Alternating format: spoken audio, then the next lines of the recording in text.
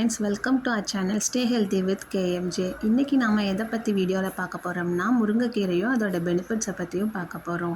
அதுக்கு முன்னாடி வாங்க நம்ம ஸ்பான்சரை பற்றி பார்த்துடலாம். இன்றைக்கி நம்ம ஸ்பான்சர் யாருன்னா ஜென் ரிவ்யூஸ். இவங்களை பற்றி தெரிஞ்சுக்கணுமா?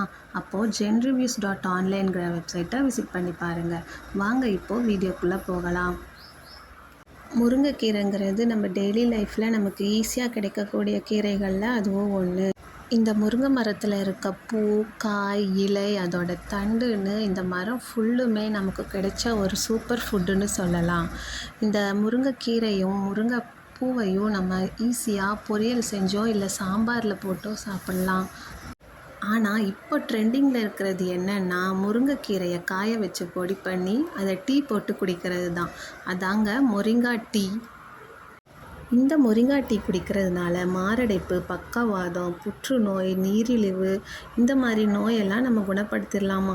ஏன் நம்ம வயசை கூட கம்மி பண்ணி காட்டலாமாங்க. இந்த கீரையை சாப்பிட்றதுனால நமக்கு என்னென்ன விட்டமின்ஸ்லாம் கிடைக்குதுன்னு பார்ப்போமா? இதை சாப்பிடும்போது நமக்கு கேரட்டில் இருக்கிறத விட விட்டமின் ஏ 4 மடங்கு அதிகமாகவும் கிடைக்குதாம். அப்புறம் ஒரு கிளாஸ் பாலில் இருக்க கால்சியத்தை விட இதில் 4 மடங்கு அதிகம் கால்சியம் இருக்குதாம்.